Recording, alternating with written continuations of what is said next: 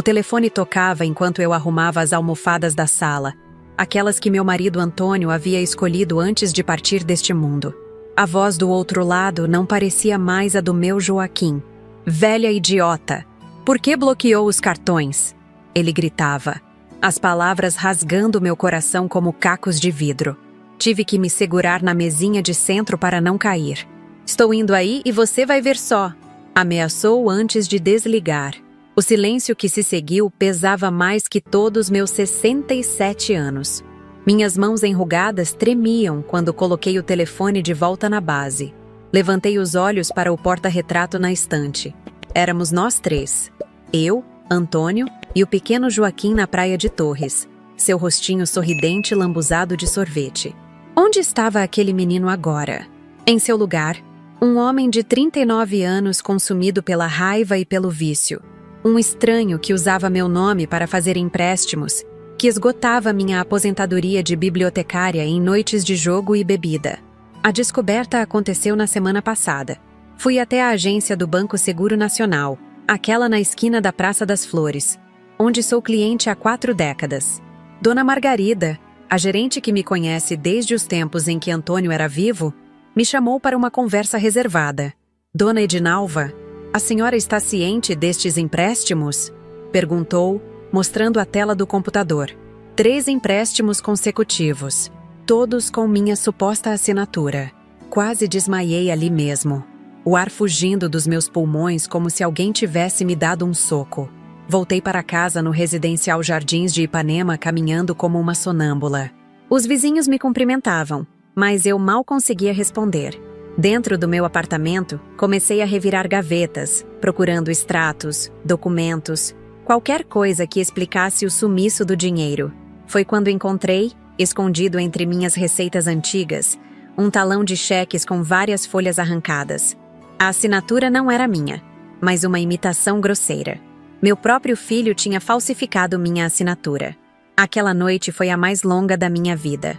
Sentada na poltrona preferida de Antônio, chorei até não ter mais lágrimas. As memórias vinham em flashes dolorosos. Joaquim criança pedindo colo após cair da bicicleta. Adolescente recebendo medalhas na escola. Jovem adulto comemorando seu primeiro emprego. Como chegamos a este ponto? Onde eu tinha errado tanto? A verdade é que os sinais estavam lá há anos.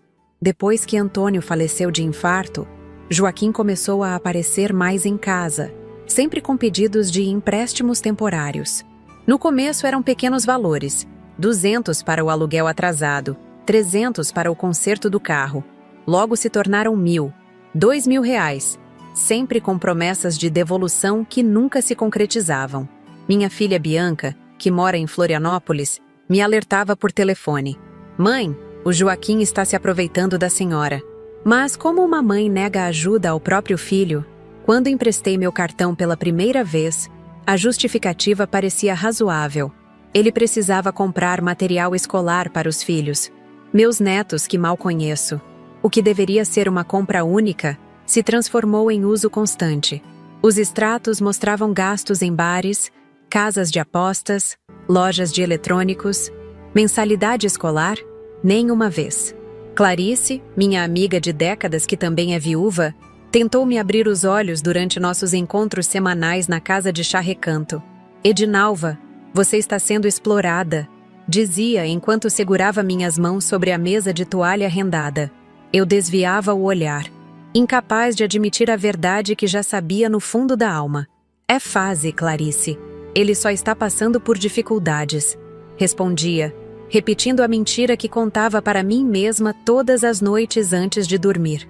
A gota d'água veio quando recebi uma notificação do banco sobre a possível execução da hipoteca da minha casa. A mesma onde criei meus filhos, onde passei 42 anos ao lado de Antônio. Joaquim havia usado meu nome como garantia para um empréstimo que jamais pagou. O pânico que senti naquele momento foi o estalo que precisava. Não era apenas sobre mim, era sobre meu lar, minhas memórias, minha segurança na velhice. Na manhã seguinte, peguei o ônibus até o centro e fui direto à delegacia do 12º Distrito. O sargento Maurício Ribeiro, amigo da família desde que Antônio era vivo, me recebeu em sua sala. Contei tudo entre soluços e suspiros. Ele escutou pacientemente, anotando detalhes, ocasionalmente balançando a cabeça em desaprovação. Dona Edinalva, isso é crime, falsificação, estelionato, abuso de pessoa idosa. Seu filho pode pegar alguns anos de cadeia, explicou com a delicadeza de quem sabe que está quebrando um coração de mãe. Saí da delegacia sem registrar queixa, ainda incapaz de denunciar meu próprio sangue, mas algo havia mudado dentro de mim. No caminho para casa, passei no escritório de Leonardo Bueno, advogado que havia cuidado do inventário quando Antônio faleceu. Expliquei minha situação e perguntei quais eram minhas opções. Foi ele quem sugeriu um caminho alternativo à prisão, uma clínica de reabilitação, um ultimato, uma última chance de recuperar meu filho. No banco, tomei a decisão que jamais pensei que tomaria. Bloqueei todos os meus cartões. A atendente me olhou com uma mistura de pena e admiração. A senhora está fazendo a coisa certa, afirmou enquanto processava meu pedido. No caminho de volta, liguei para Bianca. Filha, preciso que você venha para Porto Alegre o mais rápido possível. É sobre seu irmão. Enquanto arrumava o quarto de hóspedes para Bianca, pensei nas joias guardadas na caixinha de música que Antônio me deu em nosso aniversário de casamento. O conjunto de safiras azuis que combinavam com meus olhos, as pérolas que usei no casamento da Bianca, o anel de diamante que era da minha avó. Nunca imaginei que chegaria o dia em que teria que vender essas preciosidades. Mas se o preço para salvar meu filho fosse abrir mão delas, estava disposta a pagar. Meus pensamentos foram interrompidos pelo toque estridente do telefone. O identificador de chamadas mostrava o número de Joaquim. Respirei fundo e atendi. As ofensas vieram como uma tempestade. Velha inútil, egoísta. Vou te mostrar quem manda. Entre ameaças e xingamentos, ele anunciou que viria até minha casa acertar as contas. Quando desliguei, em vez do medo que esperava sentir, uma estranha calma tomou conta de mim. Era hora de preparar a surpresa que mudaria nossas vidas para sempre. A primeira vez que senti o peso da maternidade foi quando coloquei Joaquim nos braços. Tão pequenino, tão frágil. Seu rostinho vermelho, os olhinhos inchados tentando se acostumar com a claridade do mundo. Naquele instante, jurei protegê-lo de todo o mal. Quem diria que, décadas depois, precisaria proteger-me dele? Minha trajetória como mãe começou tarde. Antônio e eu tentamos por anos até que, aos 28 anos, finalmente recebi a notícia que tanto esperávamos. A gravidez foi tranquila, apesar dos enjoos matinais que persistiram até o 8º mês. Joaquim nasceu numa tarde chuvosa de outubro, pesando 3,4 quilos. 3 anos depois, veio Bianca, completando nossa família. Nossa vida no subúrbio de Porto Alegre era simples, mas feliz. Antônio trabalhava como engenheiro na prefeitura, enquanto eu cuidava da biblioteca municipal, organizando livros, eventos literários, clubes de leitura. Aos finais de semana, íamos todos ao Parque da Redenção, onde as crianças podiam correr livres enquanto nós, sentados num banco à sombra, observávamos sua alegria inocente. Os primeiros sinais de que Joaquim seria diferente surgiram na adolescência. Enquanto Bianca era estudiosa e tranquila, ele parecia estar constantemente insatisfeito. Notas baixas, amizades questionáveis, pequenos furtos em casa, dinheiro do porta-moedas, algumas joias que depois reapareciam misteriosamente. Antônio, com sua disciplina rígida de filho de imigrantes portugueses, tentava corrigi-lo com castigos e longas conversas.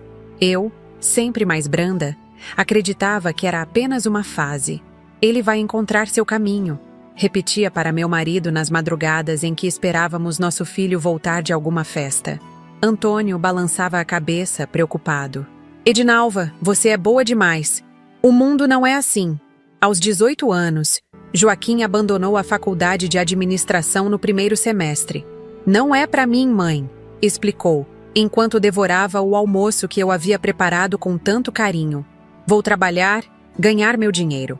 O trabalho nunca durava mais que alguns meses.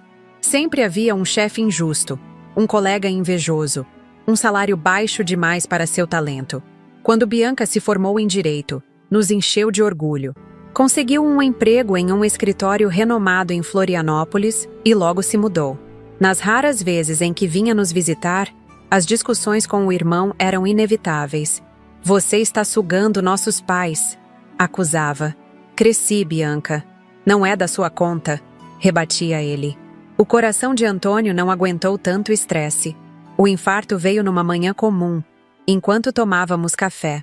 Num minuto, conversávamos sobre a reforma da cozinha. No outro, ele se contorcia, a mão apertando o peito, os olhos arregalados de dor e surpresa. Corri para o telefone, gritei por socorro.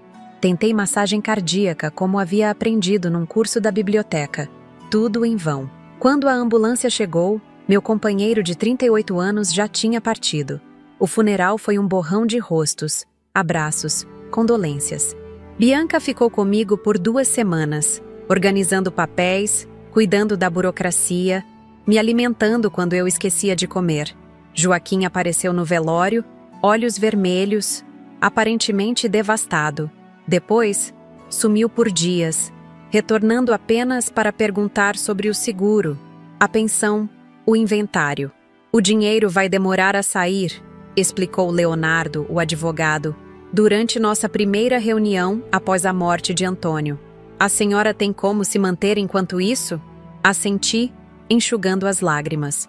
Meu salário como bibliotecária não era extraordinário, mas tínhamos economizado durante anos. Além disso, havia a casa própria, algumas aplicações, as joias de família.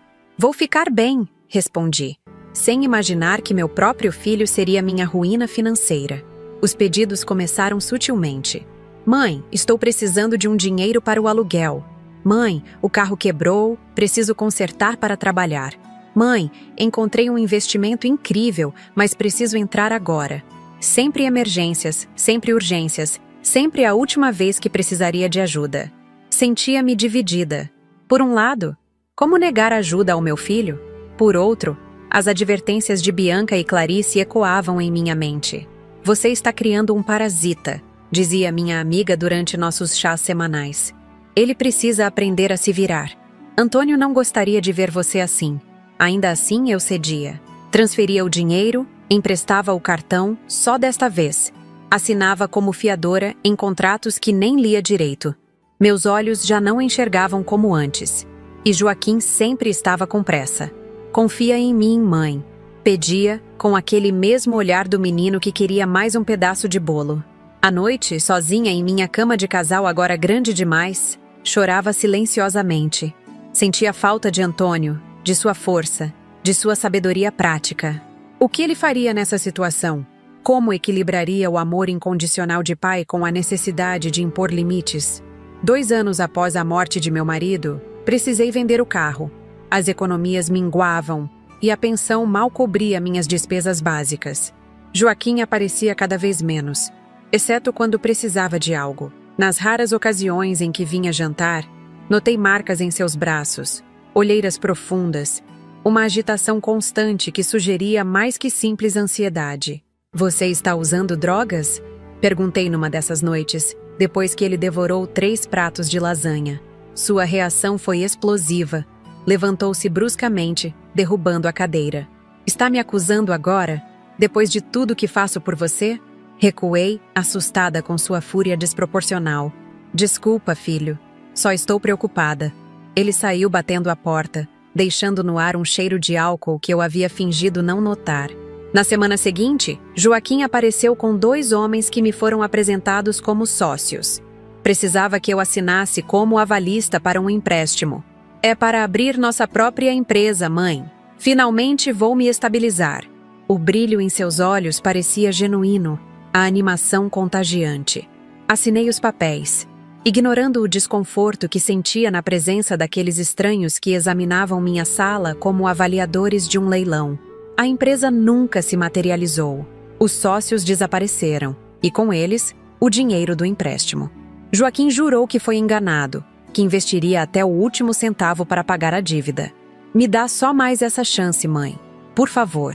Nessa época, comecei a esquecer de pagar algumas contas. Não por falta de memória. Minha mente ainda funcionava perfeitamente, mas por falta de recursos. Escolhia entre remédios e supermercado, entre a conta de luz e a taxa do condomínio.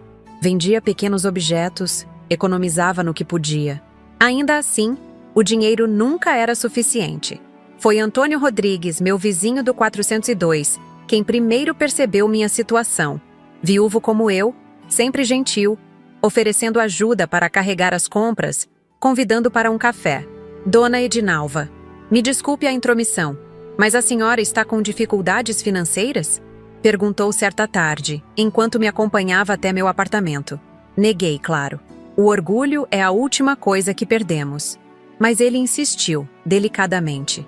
Notei que a senhora tem usado os mesmos vestidos, que cancelou a assinatura do jornal, que não vai mais ao salão. Então, as lágrimas vieram, incontroláveis. Ali, no corredor do quarto andar, desabei. Contei sobre Joaquim, sobre os empréstimos, sobre minha incapacidade de dizer não ao meu próprio filho. A senhora precisa procurar ajuda profissional, aconselhou após me servir um chá de camomila em seu apartamento impecavelmente arrumado. Não só para ele, mas para a senhora também. Isso é dependência emocional. Codependência. Deixou comigo o cartão de uma psicóloga, doutora Regina Campos, especialista em relacionamentos familiares disfuncionais. Na semana seguinte, estava em seu consultório, um espaço acolhedor com plantas, quadros abstratos e uma poltrona tão confortável que parecia abraçar-me. Dona Edinalva, o que está acontecendo com a senhora é muito comum, explicou após ouvir meu relato entrecortado por soluços. Mães, especialmente viúvas, tornam-se presas fáceis para filhos com comportamentos abusivos. As sessões semanais com a doutora Regina foram revelando padrões que eu nunca havia percebido. Como sempre compensei a rigidez de Antônio com permissividade excessiva. Como confundia amor com submissão. Como o medo da solidão me fazia aceitar migalhas de atenção de um filho que claramente não me respeitava. A senhora não está ajudando Joaquim permitindo que ele a explore, sentenciou durante nossa quarta sessão. Está alimentando um comportamento destrutivo, para ele e para a senhora. Nos meses que se seguiram, tentei implementar algumas das estratégias sugeridas pela psicóloga. Estabelecer limites, não ceder a chantagens emocionais, exigir comprovação antes de emprestar dinheiro. Mas Joaquim sempre encontrava uma brecha na minha resolução. Um olhar magoado, uma história comovente, uma promessa aparentemente sincera. Paralelamente, por insistência da doutora Regina, comecei a participar de um grupo de apoio para familiares de dependentes químicos na Igreja Nossa Senhora do Amparo. Ali, encontrei outras mães, pais, esposas, todos compartilhando histórias dolorosamente similares à minha. A vergonha inicial por expor problemas familiares deu lugar ao alívio de não estar sozinha. Foi numa dessas reuniões que conheci o pastor Geraldo Machado, um homem de voz calma e olhos compreensivos, que conduzia o grupo com uma mistura perfeita de firmeza e empatia. Amar nem sempre é dar o que a pessoa quer, ensinava. Às vezes é dar o que ela precisa, mesmo que doa. Nesse período, Joaquim começou a aparecer em casa em horários estranhos, sempre agitado, pedindo dinheiro com urgência crescente. Certa madrugada, acordei com barulhos na sala. Encontrei-o remexendo em meus pertences, procurando algo para vender. Quando o confrontei, negou, acusou-me de paranoia, ameaçou nunca mais voltar. Talvez seja melhor assim, respondi, surpreendendo a nós dois com minha firmeza repentina. Ele saiu batendo a porta, deixando para trás o cheiro inconfundível do medo. Não o meu, mas o dele. Na manhã seguinte, notei a falta de várias peças. O porta-retratos de prata que Antônio ganhou na aposentadoria. A cafeteira italiana que compramos em nossa viagem de bodas de prata. O relógio de parede que pertenceu ao meu pai. Pequenos tesouros sentimentais, convertidos em pó branco que destruía meu filho por dentro. Foi então que tomei a decisão de trancar as portas para Joaquim, literalmente. Troquei as fechaduras, instalei um interfone com câmera. Avisei ao porteiro que meu filho só poderia subir com minha autorização expressa. Medidas dolorosas, que nunca imaginei precisar tomar. A resposta veio na forma de ligações incessantes, mensagens alternando entre súplicas e ameaças, aparições surpresa no portão do condomínio. Algumas vezes, cedi e deixei-o subir. Oferecia comida, roupas limpas, mas não mais dinheiro. Ele recusava minha ajuda condicionada, exigindo apenas o que permitiria sustentar seu vício. A situação chegou ao limite quando recebi uma ligação do hospital. Joaquim havia sido encontrado inconsciente num beco próximo ao Bar do Galo, quase em overdose. Corri para o Hospital São Rafael, coração disparado, imaginando o pior. Quando cheguei, ele já estava consciente, mas longe de estar recuperado. Magro, pálido, com marcas de agulhas nos braços e olhos que não pareciam mais os dele. "Senhora, seu filho precisa de tratamento especializado", explicou o médico plantonista. "Isso não é só uma ressaca, é dependência química grave." Propus a internação. Ofereci pagar pela melhor clínica que pudéssemos encontrar. Joaquim recusou veementemente, assinando termo de responsabilidade e saindo do hospital contra a recomendação médica. "Não sou nenhum drogado. Posso parar quando quiser", bradou, ignorando as evidências em seu próprio corpo. Nas semanas seguintes, evitei atender suas ligações, seguindo orientação da doutora Regina. "A senhora está numa fase crítica agora. Precisa ser forte. Mas uma mãe nunca deixa de ser mãe." Cada toque do telefone era uma agonia. Cada campainha não atendida uma pequena morte. Até que chegou aquele dia fatídico no banco. A descoberta dos empréstimos fraudulentos. A constatação de que não era apenas um filho pedindo ajuda à mãe, mas um criminoso explorando uma idosa. A ficha finalmente caiu, junto com as últimas barreiras que me impediam de ver a verdade nua e crua. Joaquim não mudaria enquanto houvesse alguém para ampará-lo em sua queda. Quando bloqueei os cartões, sabia que estava desencadeando uma tempestade, mas não imaginava que seria tão imediata e violenta. O telefonema furioso veio menos de 2 horas depois, enquanto eu ainda digeria minha recém-descoberta coragem. "Velha idiota! Por que bloqueou os cartões? Vou aí e você vai ver só." As ameaças, que antes me paralisariam de medo, agora acendiam uma determinação que nem eu sabia possuir. Era hora de preparar minha última cartada como mãe. Não mais a mãe permissiva que alimentava o monstro da dependência, mas a mãe que estava disposta a perder o filho para tentar salvá-lo. Liguei para a Bianca, para o sargento Maurício, para o advogado Leonardo. Expliquei meu plano, pedi ajuda, organizei cada detalhe daquilo que seria o ponto de virada em nossas vidas. Enquanto aguardava a chegada de Joaquim, olhei mais uma vez para a fotografia do menino sorridente na praia. "Vou trazer você de volta", prometi em silêncio. "Ou pelo menos vou tentar, com todas as minhas forças." O primeiro sinal de que algo muito grave estava acontecendo surgiu numa manhã de terça-feira. Eu havia marcado um horário com Dona Margarida, gerente do banco, para entender por que minha conta estava constantemente no vermelho, apesar de eu controlar minhas despesas com o rigor de quem viveu a inflação dos anos 80. Cheguei cedo, como de costume. A agência acabara de abrir. O cheiro de café fresco misturado ao aroma de papel e produtos de limpeza. Margarida já estava me esperando, com uma pasta azul sobre a mesa e uma expressão que mesclava preocupação e constrangimento. "Dona Edinalva, antes de começarmos, preciso confirmar. A senhora autorizou estes saques?" perguntou, virando a tela do computador para que eu pudesse ver. A lista de transações era interminável. Retiradas de valores cada vez maiores, transferências para contas desconhecidas, pagamentos de boletos que eu jamais havia visto. "Claro que não", respondi, sentindo um frio na barriga. "De onde veio tudo isso?" Foi então que ela abriu a pasta azul e tirou os documentos. Contratos de empréstimo, 3 deles, todos com minha assinatura no rodapé. Peguei os papéis com mãos trêmulas. À primeira vista, parecia mesmo minha letra. Mas observando melhor, notei pequenas diferenças. O traço mais forte nos E, o ponto do I, ligeiramente deslocado. Falsificações, feitas por alguém que conhecia bem minha caligrafia. "Estamos falando de fraude, Dona Edinalva", Margarida disse com delicadeza. "A senhora tem ideia de quem poderia ter feito isso?" Claro que eu sabia. Só havia uma pessoa com acesso aos meus documentos, que conhecia minha assinatura, que sabia onde guardava meus talões de cheque. Mas admitir em voz alta que meu próprio filho havia me roubado era como arrancar um pedaço da minha carne. "Preciso investigar", respondi vagamente. "Quanto..." Quanto devo ao banco? Os números que Margarida apresentou foram como golpes. R$ 96 mil em empréstimos não autorizados, mais 28 mil em saques e transferências dos últimos meses. Quase 30 mil em juros acumulados por atrasos. Uma soma que, na minha condição de aposentada, jamais conseguiria pagar. O banco está considerando executar a hipoteca da sua casa, ela explicou, com a voz carregada de pesar.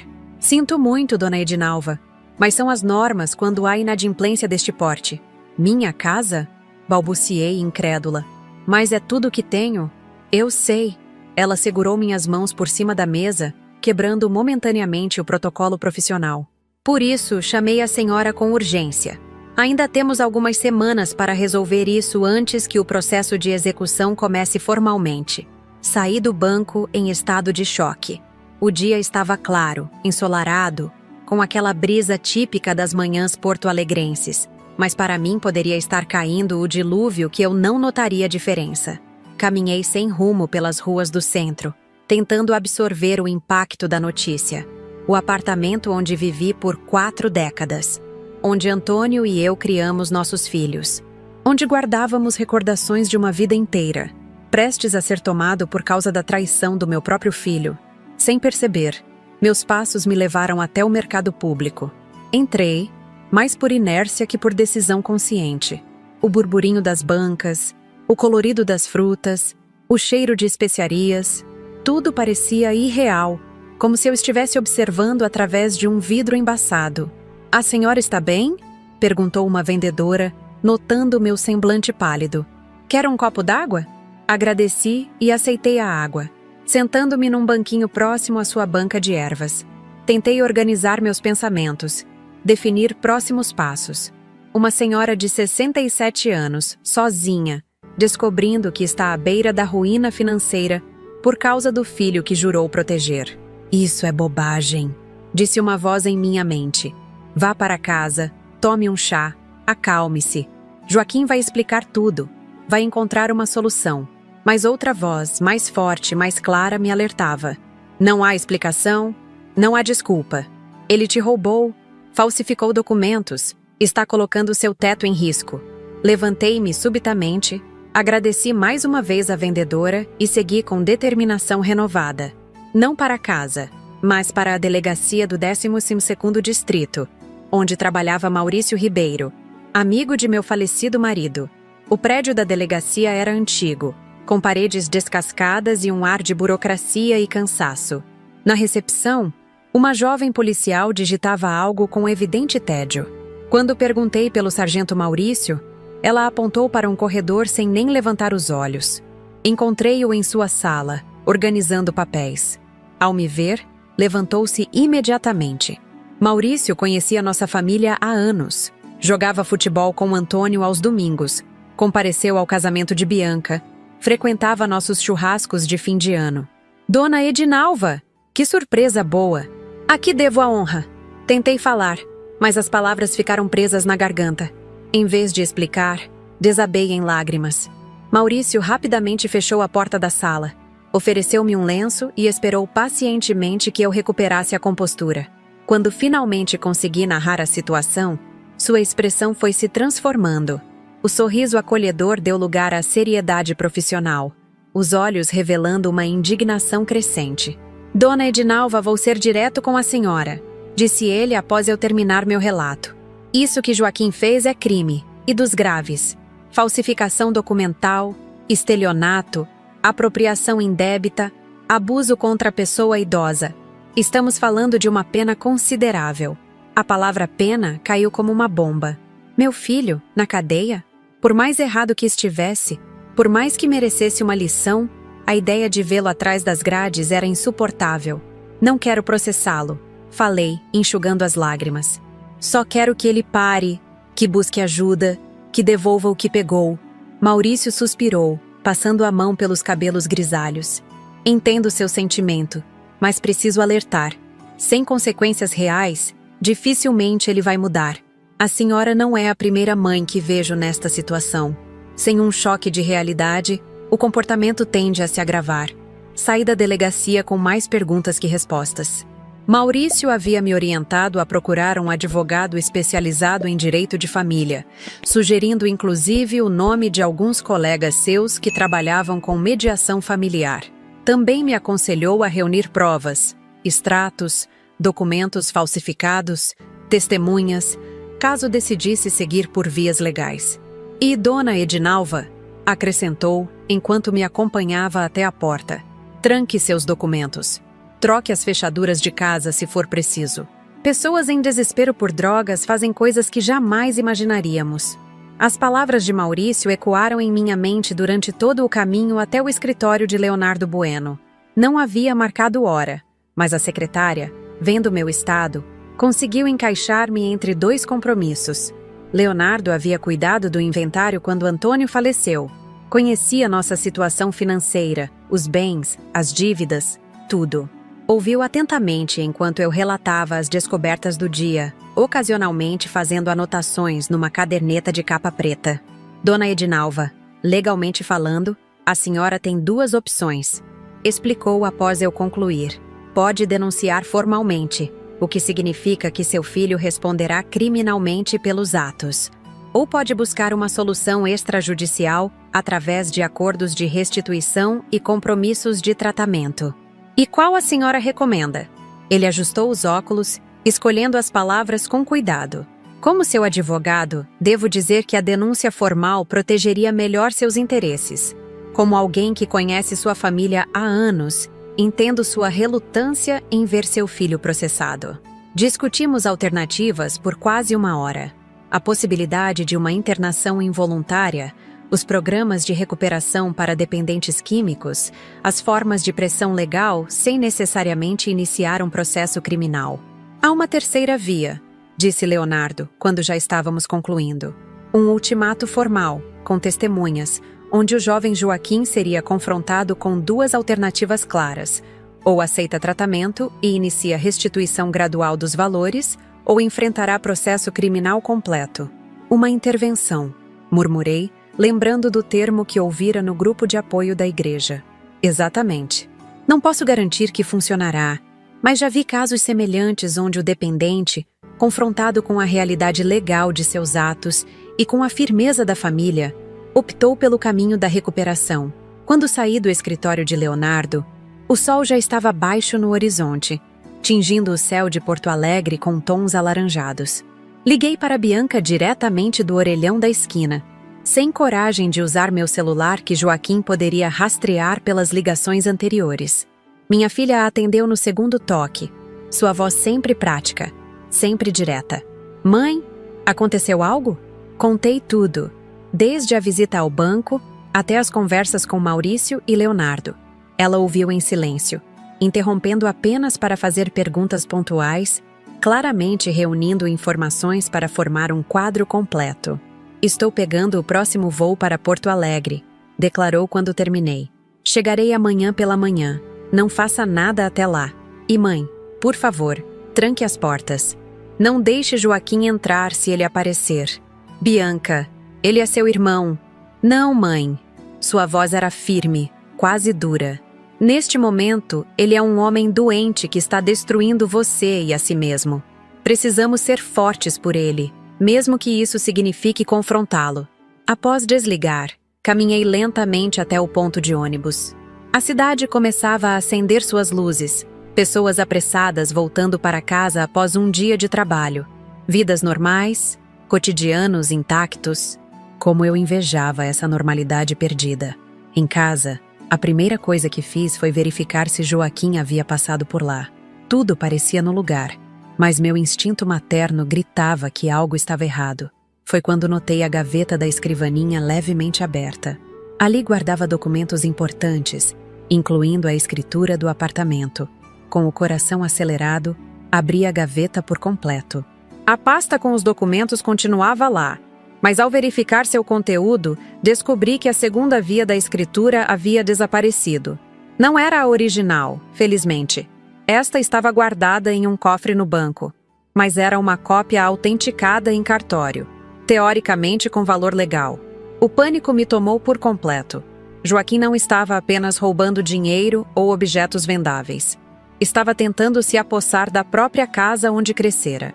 Liguei imediatamente para Leonardo, relatando o novo desenvolvimento. Fique tranquila, dona Edinalva. Ele tentou me acalmar.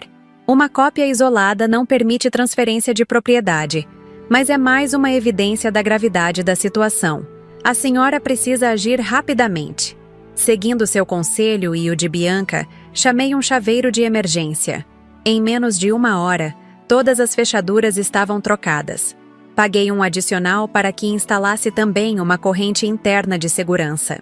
O homem, percebendo meu medo, trabalhou em silêncio respeitoso, apenas perguntando o essencial. Quando ele saiu, por volta das 9 da noite, liguei para meu vizinho Antônio Rodrigues. Expliquei brevemente a situação, omitindo os detalhes mais dolorosos, e perguntei se ele poderia ficar atento a qualquer movimentação estranha no corredor. Claro, dona Edinalva, respondeu prontamente. Se precisar de qualquer coisa, é só bater na parede. Nossos quartos são paredes meias. Eu ouço na hora. A noite foi longa e insone. Cada barulho do prédio, cada carro que passava na rua, cada rangido natural da estrutura me sobressaltava. Mantive as luzes apagadas, exceto por um pequeno abajur no quarto e uma faca de cozinha na mesa de cabeceira. Não para usar, Deus me livre, mas para sentir alguma segurança. De madrugada, o telefone tocou. Atendi com o coração na garganta. Mãe? Era Joaquim. A voz arrastada, claramente alterado por alguma substância. Preciso de dinheiro. É urgente. Filho, não tenho mais nada para dar, respondi, tentando manter a firmeza na voz. O banco está prestes a tomar nossa casa por causa dos empréstimos que você fez no meu nome. Mentira! Ele gritou, fazendo-me afastar o telefone do ouvido. Você sempre foi mão fechada. Sempre preferiu a Bianca. O pai estaria decepcionado com você. A menção a Antônio acendeu algo em mim. Não raiva, mas uma clareza cristalina. Seu pai estaria destroçado em ver o que você se tornou, Joaquim. E eu também estou. Não tenho mais dinheiro. Não tenho mais cartões para você usar. Não tenho mais joias para vender. Você sugou tudo. Vou aí agora. Ele ameaçou. E você vai me dar o que eu preciso, de um jeito ou de outro. As fechaduras foram trocadas, informei, surpreendendo a mim mesma com minha calma. E a polícia está avisada. Não faça algo que vá se arrepender depois, filho. Ele desligou com um palavrão, deixando-me a ouvir o tom de linha morta. Minhas mãos tremiam ao colocar o telefone no gancho, mas minha resolução estava formada. Aquela ligação confirmou o que eu já sabia, mas relutava em aceitar. Meu filho, meu Joaquim, havia se tornado um perigo. Para mim, para si mesmo, para qualquer um em seu caminho. Passei o restante da noite reunindo tudo o que precisaria para os próximos dias. Documentos bancários, extratos, boletins médicos das vezes em que Joaquim havia sido internado por intoxicação, as anotações de minhas sessões com a psicóloga, evidências de um descenso gradual ao abismo. Quando o sol nasceu, eu já estava pronta. Havia chorado todas as lágrimas, processado o luto pela relação mãe-filho que conhecera e emergido como uma mulher diferente. Não mais a viúva frágil e manipulável, mas uma sobrevivente decidida a salvar o que restava de sua família, inclusive o filho que parecia determinado a se destruir. Bianca chegou antes do horário previsto, pegando um táxi direto do aeroporto. Ao me ver, seus olhos se encheram de lágrimas. Mãe, você está tão magra. Nos abraçamos longamente, buscando na presença uma da outra a força que precisaríamos para o que estava por vir. Quando nos separamos, notei que ela havia trazido apenas uma mochila. Viagem rápida? Perguntei. Não, respondeu, determinada. Trouxe só o essencial, porque pretendo ficar o tempo que for necessário. Meu chefe entendeu a situação, posso trabalhar remotamente por algumas semanas. Enquanto preparava um café reforçado para nós, Bianca ligou para Leonardo, confirmando os detalhes da reunião que aconteceria no dia seguinte. Também falou com Maurício, atualizando-o sobre a ameaça noturna de Joaquim e pedindo patrulhamento adicional na área. Precisamos de um plano B, caso ele não aceite o tratamento, disse minha filha depois de desligar. Já falei com uma clínica em Canoas. Eles têm um programa específico para casos como o do Joaquim com desintoxicação assistida e terapia intensiva. E como vamos pagar por isso? Perguntei. A preocupação financeira nunca longe da mente. Bianca pegou minha mão sobre a mesa, seus olhos fixos nos meus. Vendi meu carro, mãe. E peguei um empréstimo no banco. Vai dar para cobrir 3 meses de internação, que é o período inicial recomendado. Fiquei sem palavras. Minha filha, sempre independente, sempre construindo sua própria vida longe dos problemas familiares, havia vendido seu bem mais precioso para salvar o irmão que tantas vezes a magoou. Não chore, mãe, pediu, vendo as lágrimas que eu não conseguia conter. É um investimento no futuro do Joaquim, e no seu também. Não posso deixar que ele destrua vocês dois. O resto daquele dia foi dedicado a finalizar os preparativos para o confronto que se aproximava. Bianca insistiu que eu ligasse para Joaquim, convidando-o para um almoço no dia seguinte. Diga que quer resolver tudo, que tem uma proposta para ajudá-lo. Não mencione a intervenção, nem que outras pessoas estarão presentes. Hesitei, temendo outra explosão, mas ela tinha razão. Precisávamos trazê-lo até nós em um estado menos defensivo. Disquei o número, ensaiando mentalmente o que diria. O número chamado encontra-se temporariamente desligado ou fora da área de cobertura. Tentei mais vezes ao longo do dia, sempre recebendo a mesma mensagem. Ou Joaquim havia desligado o celular propositalmente, ou estava sem bateria, comum quando passava dias sem voltar para casa. Vamos tentar os locais que ele frequenta, sugeriu Bianca. O Bar do Galo, a praça perto da rodoviária, aquela lan house na Cidade Baixa. Passei o resto do dia telefonando para estes lugares, deixando recados, descrevendo meu filho. Algumas pessoas reconheceram a descrição, mas ninguém sabia informar seu paradeiro atual. À noite, exaustas, pedimos uma pizza e comemos em silêncio na sala. A televisão ligada proporcionava um ruído de fundo reconfortante, criando a ilusão de normalidade em uma situação tudo menos normal. Vai dar certo, mãe, Bianca disse de repente, como se lendo meus pensamentos sombrios. De um jeito ou de outro, vamos resolver isso. Assenti, querendo compartilhar seu otimismo. Mas uma parte de mim sabia que o caminho seria muito mais difícil e doloroso do que qualquer um de nós poderia imaginar. Uma coisa, porém, era certa. Eu não estava mais sozinha nesta batalha. E isso, por si só, já me dava esperança. A manhã chegou com uma claridade dourada que parecia zombar da escuridão que vivíamos. Acordei antes do despertador tocar, após uma noite entrecortada por pesadelos onde Joaquim aparecia cada vez mais distante, cada vez mais irreconhecível. Encontrei Bianca já na cozinha, preparando café. Vestia roupas formais, um blazer cinza sobre uma blusa branca, calça social preta, como se fosse para uma reunião de negócios, não para um encontro que poderia despedaçar definitivamente o que restava da nossa família. Bom dia, mãe, disse, servindo uma xícara fumegante. Dormiu bem? O suficiente, menti, tentando não transmitir a ansiedade que corroía meu estômago. Alguma notícia dele?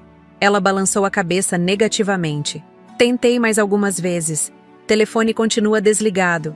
Mas o sargento Maurício ligou há pouco. Um colega dele viu Joaquim ontem à noite, perto do terminal rodoviário. Parecia agitado, discutindo com alguém. Suspirei, imaginando que tipo de encrenca ele estaria arrumando agora. Traficantes? Agiotas? As possibilidades eram todas igualmente aterradoras. O importante é que estamos preparadas, continuou Bianca, abrindo sua pasta de documentos. Leonardo já está a caminho. Deve chegar em 1 hora. E a doutora? Regina concordou em participar também para dar o suporte psicológico necessário. A intervenção que havíamos planejado seria em meu apartamento, território neutro, segundo a psicóloga, mas também um lugar carregado de memórias familiares que poderiam atingir Joaquim emocionalmente. Leonardo chegou pontualmente às 9, trazendo os documentos necessários. Uma pasta com os registros dos empréstimos fraudulentos, outra com os termos para internação voluntária na clínica de reabilitação e uma terceira, mais fina, contendo a denúncia criminal pronta para ser registrada, caso a intervenção falhasse. Esta é nossa última alternativa, explicou, apontando para a terceira pasta. Só usaremos se todas as outras abordagens falharem. Organizamos a sala para o encontro. A mesa de centro foi afastada, criando um círculo com o sofá e algumas cadeiras trazidas da cozinha. Sobre o aparador, fotos de família. Joaquim criança no colo do pai, adolescente na formatura do ensino médio, jovem adulto no aniversário de 30 anos de casamento meu e de Antônio. Lembranças visuais de tempos melhores, que esperávamos pudessem despertar algum sentimento positivo. Às 10 horas, chegou a doutora Regina. Mulher de meia-idade, cabelos castanhos curtos e olhar compassivo, emanava uma calma que contrastava com a tensão palpável no ambiente. Cumprimentou-me com um abraço demorado. Depois apertou as mãos de Bianca e Leonardo. Dona Edinalva, vamos revisar o protocolo mais uma vez, sugeriu, sentando-se ao meu lado no sofá. Quando Joaquim chegar, é importante que a senhora mantenha a calma. Deixe que eu inicie a conversa, explicando por que estamos todos aqui. Depois, cada um terá sua vez de falar. Primeiro a senhora, depois Bianca. Por último, o Dr. Leonardo com as questões legais. Tudo sem interrupções, sem acusações, apenas apresentando fatos e sentimentos. Assenti, mentalmente ensaiando o que diria. Durante as últimas 24 horas, havia escrito e reescrito meu discurso dezenas de vezes, oscilando entre demonstrações de amor incondicional e ultimatos rígidos. A doutora Regina me ajudou a encontrar um equilíbrio, expressar meu amor de mãe, mas também estabelecer limites claros e inegociáveis. Às 11 horas, o sargento Maurício chegou, não fardado, vestindo roupas civis para não intimidar Joaquim logo de cara. Conseguimos localizá-lo, informou assim que entrou. Está num fliperama na Avenida Ipiranga. Mandei um colega ficar de olho discretamente. Assim que ele sair de lá, o oficial vai abordá-lo, dizer que eu preciso falar com ele aqui na casa da senhora. Não mencionará a intervenção. Ele vai vir? Perguntei, duvidando que meu filho aceitaria tão facilmente. Acredito que sim, respondeu Maurício com um meio sorriso. Meu colega tem instruções para ser persuasivo. Esperamos. Os minutos se arrastavam como horas. Cada som no corredor do prédio fazia meu coração disparar. Cada toque de telefone era atendido com expectativa angustiada. O almoço que Bianca encomendou de um restaurante próximo esfriou, intocado, sobre a mesa da cozinha. Às 2 da tarde, quando o nervosismo já dava lugar ao desânimo, a campainha finalmente tocou. Pelo olho mágico, vi Joaquim acompanhado por um homem alto, de aparência séria, que deduzi ser o colega de Maurício. Lembre-se, mãe, sussurrou Bianca, apertando minha mão. Firmeza e amor, não ceda às manipulações dele.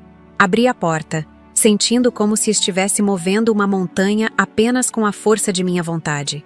Ali estava meu filho, magro demais, olheiras profundas, pele amarelada, o cabelo outrora brilhante agora opaco e mal cuidado. Mas o pior eram seus olhos, vazios, desconfiados, com pupilas dilatadas que denunciavam seu estado alterado. Que palhaçada é essa? Foram suas primeiras palavras ao ver o oficial ao seu lado. Me disseram que o Maurício queria falar comigo sobre uma oportunidade de trabalho. Por favor, entre, Joaquim, falei, mantendo a voz firme apesar do tremor interno. Temos assuntos importantes para discutir. Ele hesitou na soleira, olhando por sobre meu ombro e detectando a presença de outras pessoas na sala. Por um momento, pensei que sairia correndo, mas então o policial colocou uma mão em seu ombro. Não de forma ameaçadora, mas inequivocamente desencorajando uma fuga. Tá bom, murmurou, entrando relutantemente. Mas não tenho muito tempo. Quando chegou à sala e viu todos reunidos, Bianca, Maurício, Leonardo, a doutora Regina, estacou. Seu rosto oscilou entre surpresa, raiva e algo que pareceu medo. Que merda é essa? Uma emboscada? É uma intervenção, Joaquim, explicou a doutora Regina, levantando-se e indicando uma cadeira vazia no centro do círculo. Sua família está muito preocupada com você e precisa discutir alguns assuntos sérios. Por favor, sente-se e ouça o que eles têm a dizer. Não preciso ouvir nada, retrucou, virando-se para sair. Mas Maurício já estava estrategicamente posicionado próximo à porta. Braços cruzados, expressão determinada. Filho, chamei. usando toda a força emocional que consegui reunir. Por favor, é a última coisa que te peço como mãe. Sente-se e escute. Depois, se quiser ir embora, ninguém vai impedir. Algo em minha voz, talvez a nota de desespero final, talvez a menção ao nosso vínculo maternal, pareceu atingi-lo. Com um suspiro exasperado, jogou-se na cadeira designada, braços cruzados, perna balançando nervosamente. A doutora Regina iniciou o processo, explicando calmamente o propósito daquele encontro. Não era um tribunal, nem uma punição, mas uma tentativa final de ajudar alguém que estava em queda livre. Depois, conforme combinado, foi minha vez de falar. Levantei-me, pernas trêmulas, segurando um papel onde havia anotado tópicos para não me perder na emoção. Mas quando abri a boca, as palavras ensaiadas deram lugar a outras, vindas diretamente do coração dilacerado. Joaquim, eu te carreguei por 9 meses. Senti seus primeiros movimentos dentro de mim. Vi seu primeiro sorriso, ouvi sua primeira palavra, segurei sua mão nos primeiros passos. Troquei suas fraldas, sequei suas lágrimas, vibrei com suas conquistas. Minha voz falhou, mas continuei. Por 39 anos, fui sua mãe, e continuarei sendo até meu último suspiro. Mas não posso mais ser cúmplice da sua autodestruição. Ele mantinha o olhar fixo no chão, recusando-se a estabelecer contato visual. Os empréstimos que você fez em meu nome estão prestes a custar nossa casa. O dinheiro que você sacou da minha conta era para meus remédios, para minha sobrevivência. As joias que você pegou para vender eram lembranças do seu pai, da minha mãe, da nossa história familiar. Um músculo se contraiu em seu maxilar, único sinal de que minhas palavras o atingiam. Mas pior que tudo isso, filho, é ver você se transformar em alguém que não reconheço mais. Alguém capaz de ameaçar a própria mãe. Alguém consumido por um vício que está devorando não só seu corpo, mas sua alma. Finalmente ele levantou os olhos. Não para mim, mas para um ponto qualquer na parede oposta. Suas mãos, notei, tremiam levemente. Antônio e eu te demos tudo o que podíamos. Amor, educação, valores. Onde erramos, Joaquim? Em que momento perdemos você para as drogas? Não é sobre vocês, ele murmurou, quase inaudível. Nunca foi. Então me explica, pedi, lutando contra as lágrimas. Porque não entendo como chegamos aqui. Silêncio. Um silêncio denso, carregado de décadas de palavras não ditas, de sentimentos reprimidos, de verdades evitadas. Estou cansada, filho. Cansada de mentir para os vizinhos sobre seus problemas temporários. Cansada de acordar no meio da noite, temendo que o telefone traga a notícia de que você foi encontrado morto em algum beco. Cansada de chorar sozinha no quarto que era do seu pai, pedindo forças para continuar. Pela primeira vez, percebi uma umidade em seus olhos. Não chegavam a ser lágrimas, mas havia uma emoção genuína lutando para emergir sob a máscara de indiferença. Por isso estamos todos aqui hoje, para te oferecer uma última chance. Não por mim, não pela sua irmã, nem pela memória do seu pai, mas por você mesmo. Sentei-me, exausta emocional e fisicamente. Bianca tomou a palavra em seguida, sua abordagem mais pragmática, detalhando como o comportamento dele havia afetado toda a família. Como ela precisou vender seu carro, pedir demissão de um emprego promissor em Florianópolis, para voltar a Porto Alegre e ajudar a mãe que ele abandonou à própria sorte. Você acha que é o único que sofre, Joaquim? Perguntou minha filha, a voz fria de quem contém uma fúria primitiva. Mamãe perdeu 10 quilos nos últimos meses, está tomando antidepressivos, teve que vender até a aliança de casamento para pagar contas básicas. E onde você estava? Gastando o dinheiro dela em drogas, álcool e sabe-se lá mais o quê? Joaquim começou a se agitar na cadeira, o corpo demonstrando o desconforto que tentava ocultar no rosto. Eu ia devolver, murmurou. Assim que conseguisse me organizar? Mentira! Bianca elevou a voz. Você vem prometendo isso há anos. Só mais essa vez, mãe. Vou arrumar um emprego, mãe. Vou devolver em dobro, mãe. Você já não engana mais ninguém. A tensão na sala era palpável. A doutora Regina fez um gesto discreto para Bianca, indicando que moderasse o tom. Minha filha respirou fundo, recompôs-se e continuou. mais controlada. Estamos oferecendo uma saída, Joaquim. Uma chance real de recuperação. 3 meses em uma clínica de reabilitação, com os melhores profissionais, todas as despesas pagas. Depois, acompanhamento contínuo por pelo menos 1 ano. E se eu não quiser? Ele desafiou, cruzando os braços.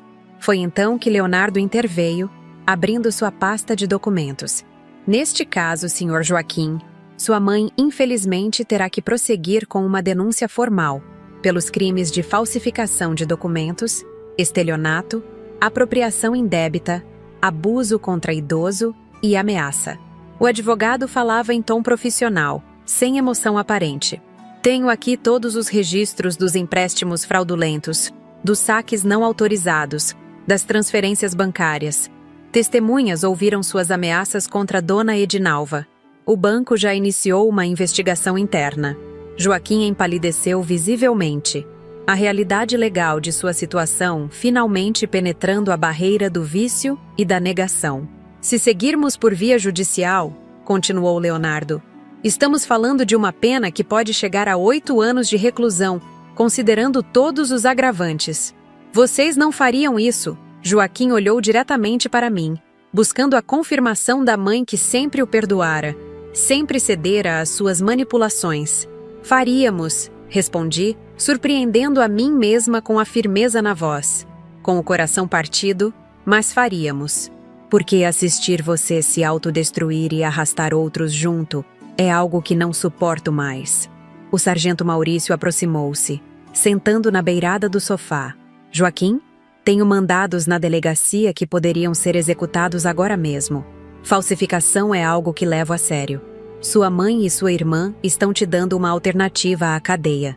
Eu, no seu lugar, agarraria essa chance. Meu filho afundou o rosto nas mãos, os ombros começando a tremer. Eram os primeiros sinais da abstinência. O suor na testa, a inquietação crescente, os pequenos espasmos musculares.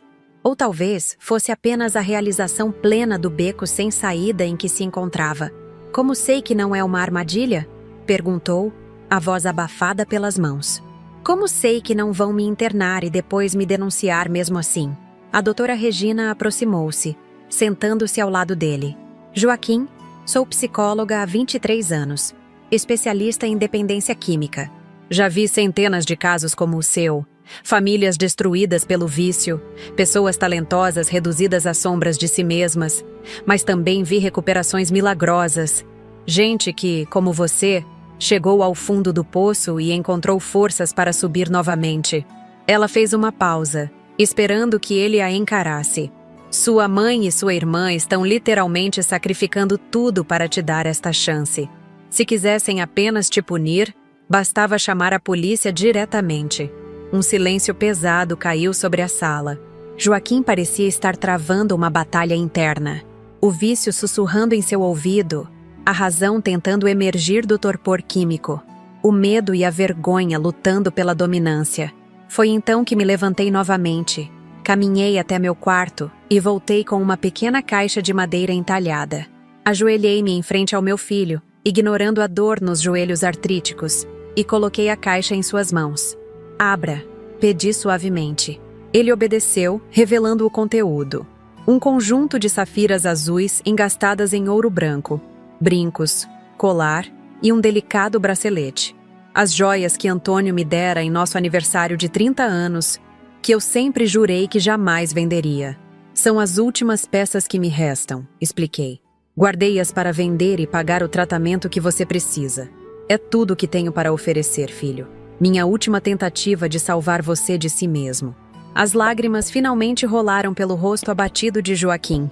Não eram lágrimas de manipulação, como tantas vezes antes, mas de genuína emoção, vergonha, arrependimento, talvez até gratidão.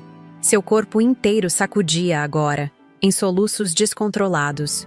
Desculpa, mãe, ele conseguiu dizer entre soluços. Me desculpa por tudo. Não quero desculpas, filho. Quero que você se salve. Eu não sei se consigo. Já tentei antes, você sabe. Mas desta vez será diferente. Interveio a doutora Regina. Você terá acompanhamento intensivo, em regime de internação fechada inicialmente. desintoxicação assistida por médicos, terapia individual e em grupo, atividades ocupacionais. E, principalmente, terá sua família esperando por você. Leonardo abriu a segunda pasta, tirando um contrato. Este é o termo de admissão voluntária na Clínica Recomeço. 3 meses iniciais, renováveis conforme a evolução. Aqui temos também um acordo privado entre você e sua mãe, onde você reconhece os valores devidos e se compromete a iniciar a restituição assim que estiver empregado novamente, após o tratamento. Joaquim olhou os documentos, depois para cada um dos presentes na sala. Parou seu olhar em mim por longos segundos, como se estivesse realmente me vendo pela primeira vez em anos. Não a mãe a ser explorada, mas a mulher que, mesmo após tudo, ainda acreditava nele o suficiente para dar-lhe uma última chance. E quando teria que ir? Perguntou, a voz baixa, quase infantil em sua vulnerabilidade. Hoje mesmo, respondeu Bianca. O carro da clínica já está a caminho.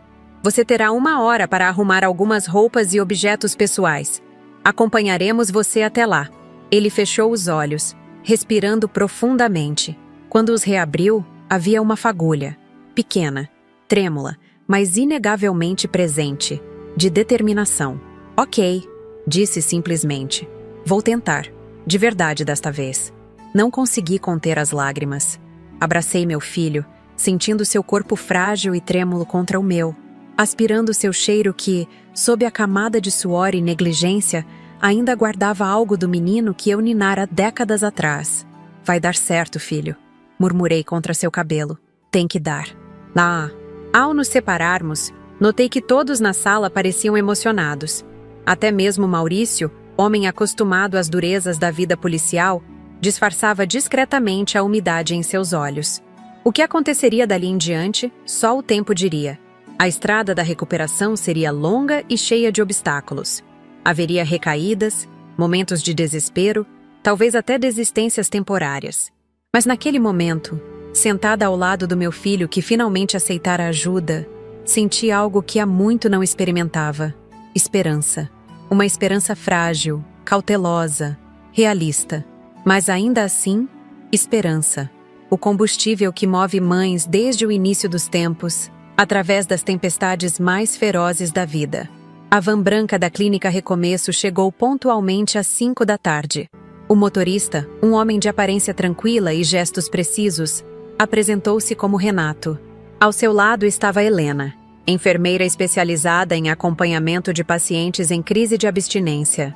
Ambos tinham no rosto aquela expressão serena de quem já testemunhou inúmeras vezes o mesmo ciclo de queda e redenção. Senhora Peixoto, viemos buscar Joaquim, disse Renato, estendendo a mão para me cumprimentar. Está tudo preparado para recebê-lo. Engoli em seco, olhando para o corredor que levava ao quarto onde Bianca ajudava Joaquim a arrumar uma pequena mala com o essencial.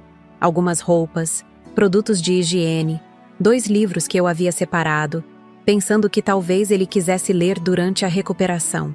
Ouvi suas vozes abafadas.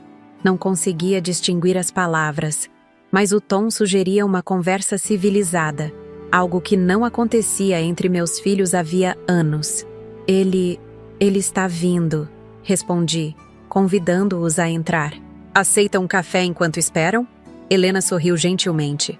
Não se preocupe, senhora. Sabemos que este momento é difícil. Leva o tempo que for necessário. A sala ainda guardava os vestígios da intervenção. Cadeiras em círculo, copos meio vazios sobre a mesa de centro, lenços de papel amassados no cesto.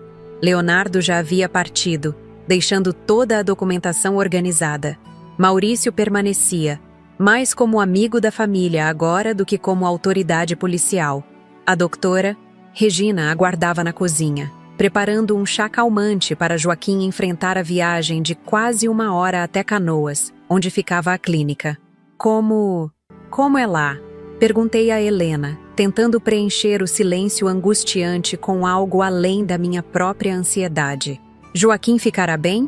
A Clínica Recomeço fica numa área arborizada, afastada do centro urbano, explicou ela, sentando-se ao meu lado no sofá. Temos quartos individuais e compartilhados, dependendo do estágio do tratamento. Os primeiros dias são dedicados à desintoxicação. Não vou mentir, senhora, é a fase mais difícil.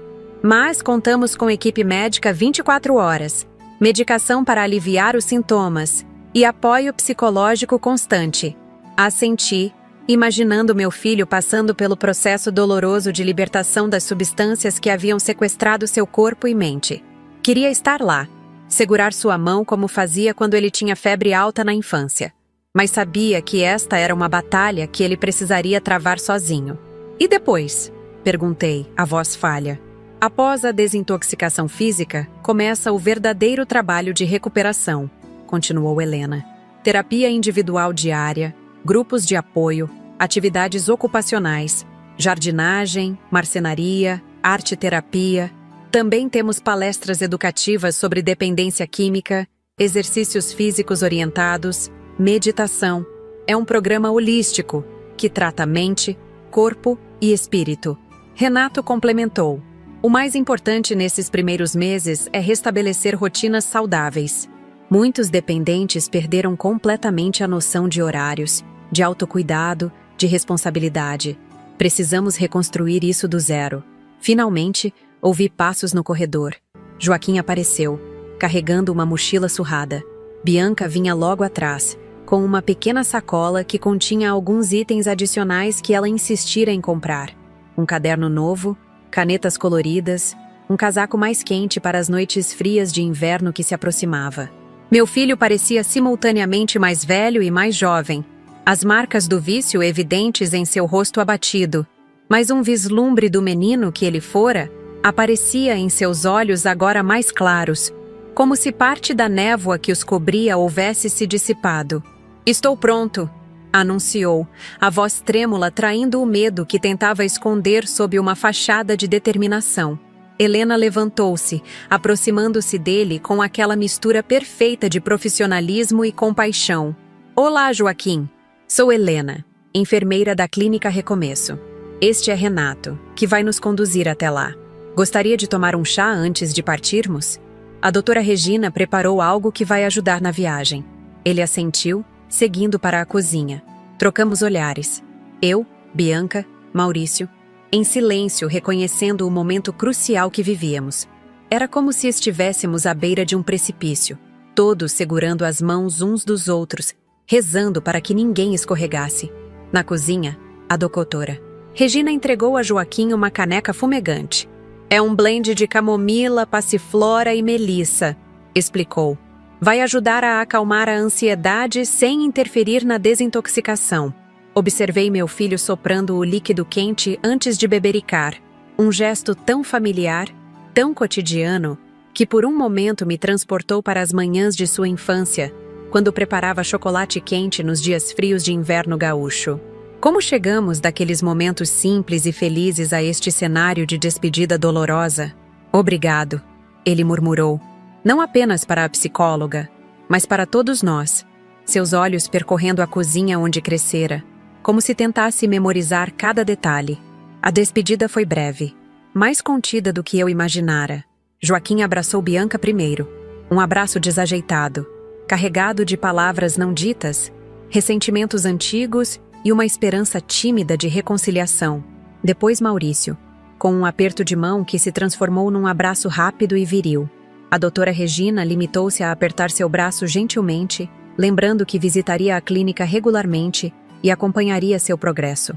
Então chegou minha vez. Meu filho parou à minha frente, olhos baixos, mãos inquietas. Por um instante, pareceu que ele não sabia o que fazer, como agir. Tomei a iniciativa, puxando-o para meus braços, sentindo seu corpo magro contra o meu, seu cheiro, uma mistura do perfume barato que usava e do chá que acabara de tomar. "Vou tentar, mãe", sussurrou em meu ouvido, apenas para mim. "Juro que desta vez vou tentar de verdade." "Eu sei", respondi, segurando seu rosto entre minhas mãos. "Estarei aqui quando você voltar. Não importa quanto tempo demore." Ele assentiu, uma lágrima solitária escorrendo pela face marcada. Enxuguei-a com o polegar, como fazia quando ele era pequeno e caía do balanço no parque. "Precisamos ir", anunciou Renato gentilmente. Queremos chegar antes do jantar para que Joaquim possa conhecer as instalações com calma. E assim, em questão de minutos, ele partiu. Observei a van branca afastar-se pela rua arborizada do condomínio, carregando meu filho para longe. Não para sempre, eu repetia mentalmente como um mantra, apenas pelo tempo necessário para que ele pudesse se reencontrar. Quando o veículo finalmente desapareceu na esquina, senti minhas pernas fraquejarem. Bianca me amparou, conduzindo-me de volta ao apartamento agora estranhamente silencioso. Maurício e a doutora Regina permaneceram mais algum tempo, ajudando a reorganizar a sala, oferecendo palavras de conforto, lembrando que o caminho seria longo, mas que o primeiro e mais difícil passo já havia sido dado. Quando finalmente ficamos sozinhas, eu e minha filha nos olhamos, exaustas, emocionalmente drenadas, mas também compartilhando um sentimento tênue de alívio. Você acha que ele vai conseguir? Perguntei, permitindo que a dúvida que estivera reprimindo finalmente emergisse. Bianca suspirou, servindo-nos 2 taças do vinho que guardava para ocasiões especiais. Não sei, mãe. Sinceramente não sei. Mas ele parecia diferente hoje. Havia algo genuíno nele. Assente, lembrando do olhar de meu filho ao partir. Um olhar que, apesar do medo, continha uma centelha de resolução que eu não via há muito tempo. Os dias que se seguiram foram um exercício de paciência e adaptação. A ausência de Joaquim era simultaneamente um alívio. Sem telefonemas desesperados pedindo dinheiro, sem visitas surpresa que terminavam com objetos faltando, sem a constante tensão de esperar más notícias e um vazio doloroso. Peguei-me várias vezes olhando para o telefone, esperando que tocasse, ou indo até a porta quando ouvia passos no corredor. Bianca permaneceu comigo por 2 semanas, reorganizando minhas finanças, ajudando a negociar com o banco um acordo para quitar os empréstimos fraudulentos. Graças à intervenção de Leonardo, conseguimos um prazo estendido e juros reduzidos, evitando a execução da hipoteca. Não seria fácil, teria que viver com o orçamento apertado pelos próximos anos. Mas pelo menos não perderia meu lar. Vou precisar voltar para Florianópolis, anunciou minha filha numa manhã, enquanto tomávamos café. Consegui um novo emprego lá, começo na semana que vem. Senti um aperto no coração, mas sabia que era inevitável. Bianca tinha sua própria vida. Não podia ficar indefinidamente cuidando da mãe idosa.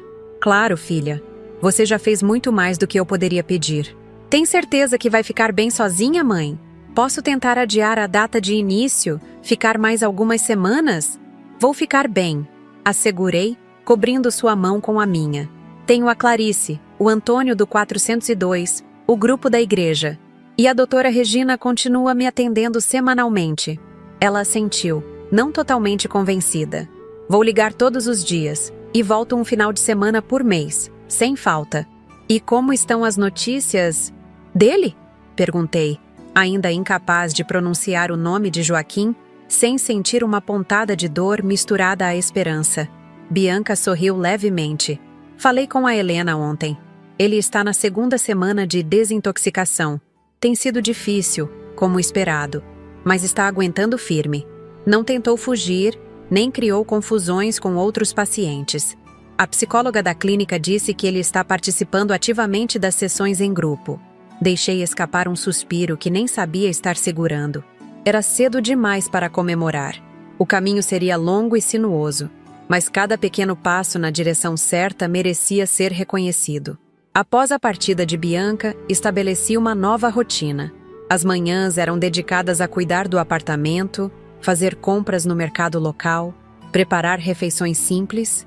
Às tardes, voltei a frequentar a biblioteca municipal onde trabalhara, não como funcionária, mas como voluntária no programa de leitura para crianças.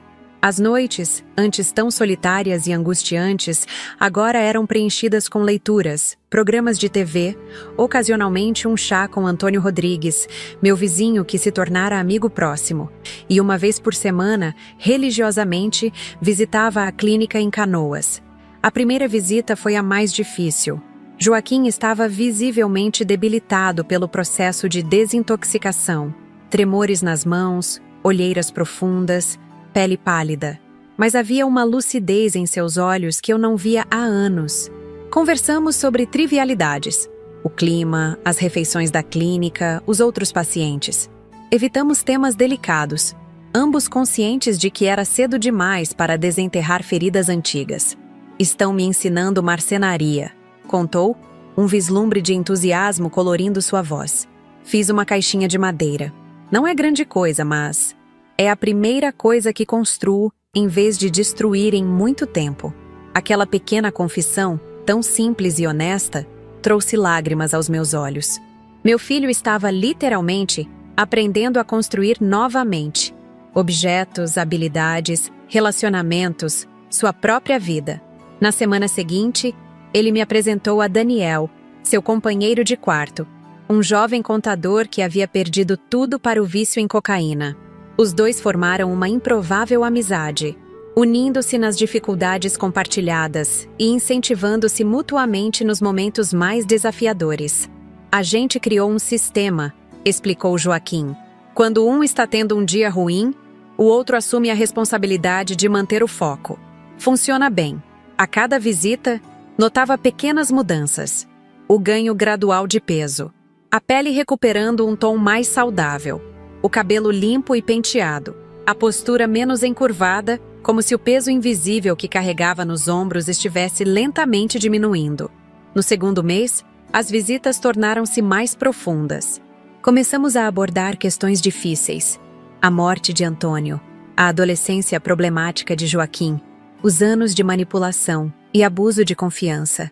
Houve momentos tensos, lágrimas de ambas as partes, até mesmo uma discussão acalorada que terminou com meu filho pedindo desculpas, não com as desculpas vazias de antes, mas com um reconhecimento genuíno da dor que causara. Tenho pensado muito no pai, confessou durante uma dessas conversas, enquanto caminhávamos pelos jardins da clínica, em como ele ficaria desapontado ao me ver assim.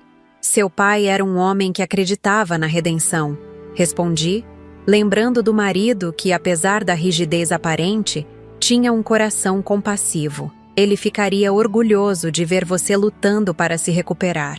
Foi durante o terceiro mês que a verdadeira transformação se tornou evidente. Joaquim havia sido promovido a monitor na oficina de marcenaria, ajudando pacientes recém-chegados. Seu terapeuta, Dr.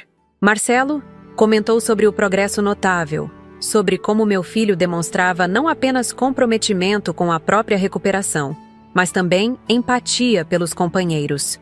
Ele tem um dom natural para ouvir, observou o médico durante uma reunião de acompanhamento familiar. Os outros pacientes confiam nele, sentem-se compreendidos sem julgamentos. Na última semana do programa inicial de 3 meses, Joaquim me fez uma proposta que jamais esperaria. Estão me oferecendo um estágio remunerado aqui na clínica, mãe, contou, um brilho de entusiasmo nos olhos agora limpos e claros. Como auxiliar de monitoria nas oficinas e nas rodas de conversa para pacientes iniciantes. Não é muito dinheiro, mas inclui alojamento e alimentação. Mas isso significa que você não voltaria para casa? Perguntei surpresa. Por enquanto não, confirmou. Os médicos acham, e eu concordo, que ainda é cedo para me reintegrar completamente. Preciso de um ambiente controlado por mais algum tempo. Mas não seria como paciente internado. Teria mais liberdade, poderia sair nos fins de semana, talvez até te visitar em casa. Uma mistura de emoções me invadiu. Decepção por não tê-lo de volta, alívio por saber que continuaria em ambiente seguro, orgulho por vê-lo assumindo responsabilidade pela própria recuperação. E tem mais uma coisa, continuou, tirando do bolso um envelope dobrado. Meu primeiro salário como estagiário já está garantido. Quero que ele vá integralmente para começar a pagar o que te devo. Abri o envelope, encontrando um documento formal. Um acordo de restituição, assinado por ele e carimbado pela administração da clínica, comprometendo-se a transferir 30% de todos seus rendimentos futuros para minha conta, até que a dívida fosse quitada. Vai demorar anos até pagar tudo, admitiu, parecendo genuinamente constrangido. Mas é um começo, e dessa vez é para valer. Dobrei cuidadosamente o documento, guardando-o na bolsa. Não era o dinheiro que importava, jamais foi, mas o gesto, o compromisso, a disposição de reparar os danos causados. No dia que marcaria oficialmente o fim de seu período como paciente internado e o início como estagiário, organizamos uma pequena celebração. Bianca veio especialmente de Florianópolis, trazendo uma torta de chocolate que sempre fora a favorita de Joaquim na infância. Clarice e Antônio me acompanharam, ansiosos para finalmente conhecer o filho sobre quem tanto ouviram falar nos últimos meses. Maurício apareceu brevemente, apertando a mão de meu filho com visível aprovação. A cerimônia de encerramento do ciclo terapêutico foi simples, mas carregada de significado. Cada paciente concluinte recebia um certificado simbólico e tinha a oportunidade de compartilhar uma reflexão com o grupo. Quando chegou a vez de Joaquim, ele levantou-se, olhou diretamente para mim na plateia e falou com uma clareza que fez meu coração inchar de emoção. Por muito tempo, culpei o mundo pelos meus problemas. Meu pai por ser rígido demais, minha mãe por ceder demais, minha irmã por ser perfeita demais.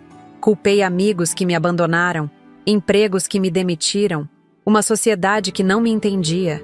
Mas aqui, aprendi a verdade mais difícil e mais libertadora. O único responsável pelas minhas escolhas sou eu mesmo. Ele fez uma pausa, respirando fundo antes de continuar.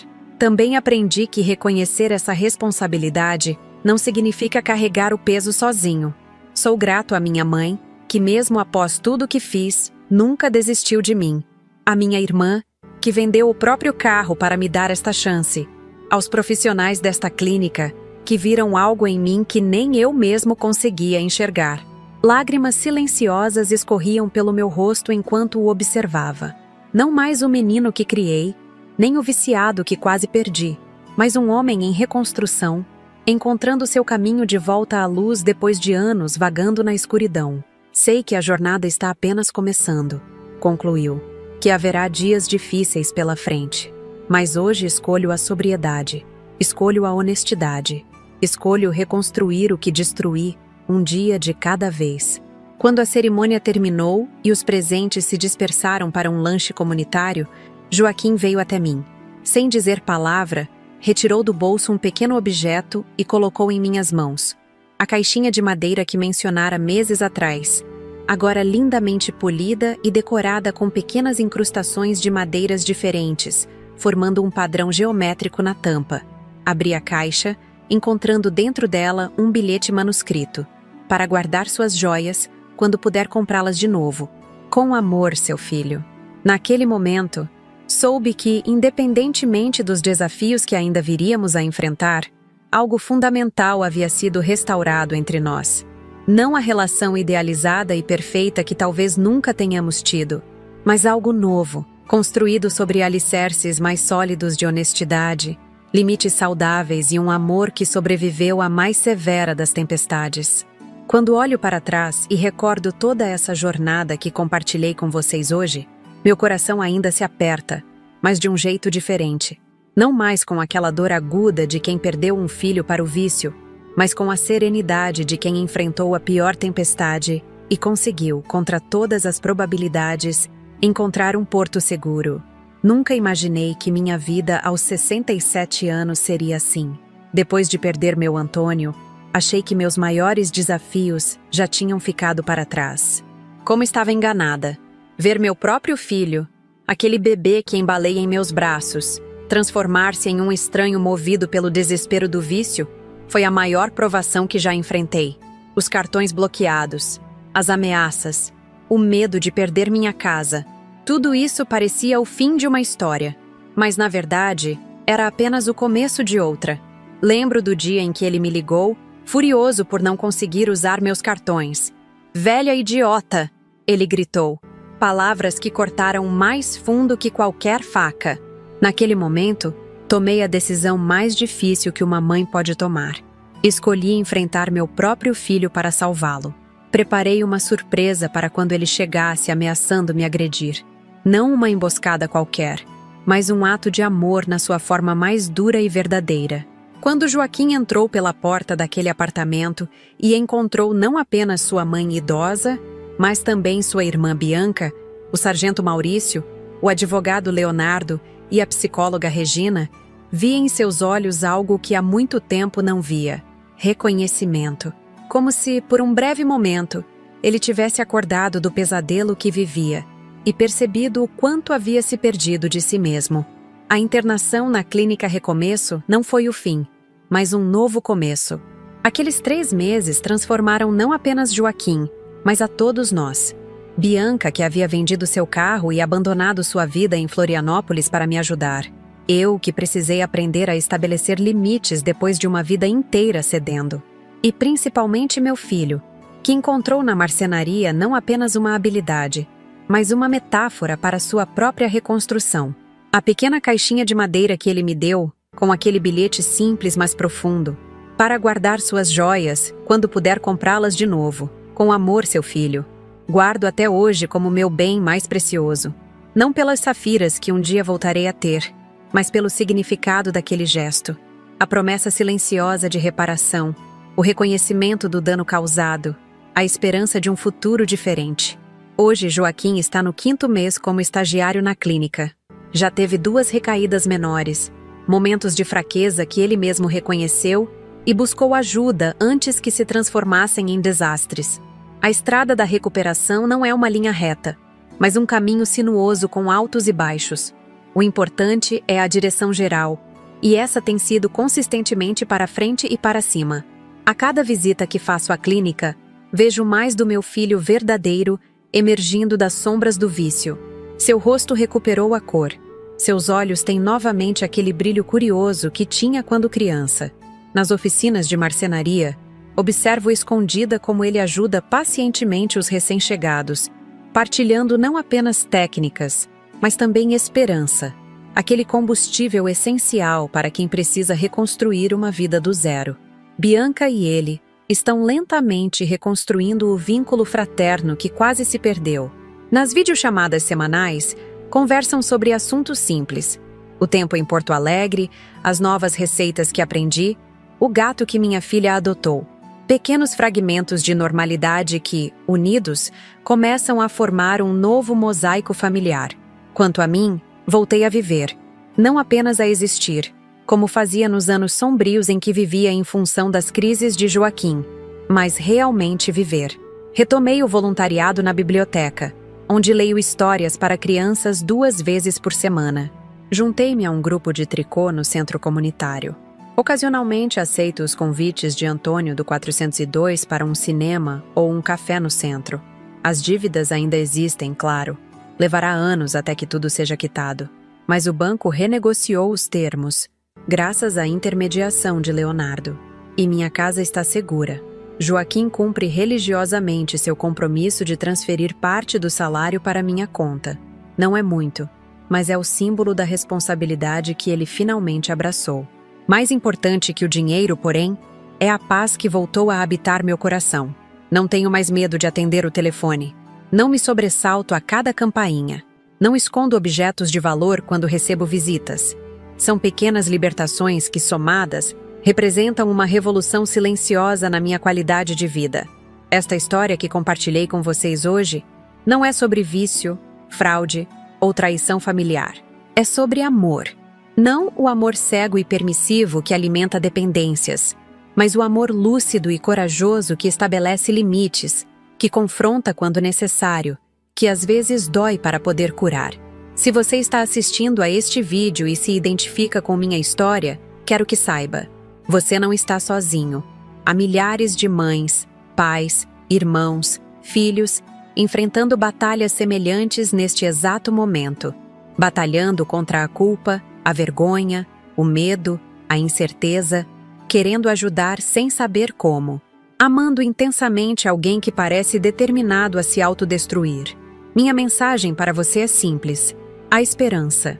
Mesmo quando tudo parece perdido, mesmo quando a situação parece irreversível, há um caminho de volta. Não é fácil, não é rápido, não é garantido, mas existe. E às vezes, como descobri, o primeiro passo deste caminho é justamente dizer não para quem sempre dissemos sim. Gravar este vídeo não foi fácil para mim. Expor feridas tão íntimas reviver momentos tão dolorosos, compartilhar fraquezas e erros que cometi como mãe. Mas se minha experiência puder ajudar mesmo que uma única pessoa a encontrar forças para enfrentar sua própria batalha, cada lágrima derramada nesta gravação terá valido a pena. Quero agradecer a vocês que assistiram até aqui, que dedicaram seu tempo a ouvir o relato de uma senhora de 67 anos sobre sua jornada mais difícil. Peço que deixem nos comentários de onde vocês são. Sempre fico curiosa para saber de quantos lugares diferentes nossas histórias conseguem alcançar. Contem também se já vivenciaram algo parecido, se estão passando por isso agora, ou se conhecem alguém nessa situação. Se este relato tocou seu coração, por favor, inscreva-se no canal Vovó Lembrou. Temos novas histórias todos os dias, relatos reais de pessoas comuns que enfrentaram desafios extraordinários e encontraram forças onde achavam que não existia mais nada. Um simples like ajuda nosso canal a crescer e alcançar mais pessoas que precisam ouvir estas mensagens de esperança. E se você puder, considere contribuir com o Valeu Demais, nossa forma de receber doações para manter este canal ativo. Produzir esses vídeos diários exige muito trabalho, dedicação e recursos. Sua contribuição, por menor que seja, nos ajuda a continuar levando essas histórias verdadeiras e emocionantes para tantas pessoas que se sentem sozinhas em suas lutas. Compartilhe este vídeo com alguém que você acha que precisa ouvir esta mensagem hoje. Às vezes, saber que outra pessoa passou pelo mesmo calvário e encontrou um caminho de saída pode ser exatamente o impulso necessário para dar o primeiro passo. Obrigada por me ouvirem, por me permitirem desabafar, por fazerem parte, mesmo que à distância, do processo de cura da minha família. Voltarei em breve com mais histórias do meu coração para o de vocês. Até lá, cuidem-se e lembrem-se, enquanto há vida, há esperança. E enquanto há esperança, há possibilidade de recomeço.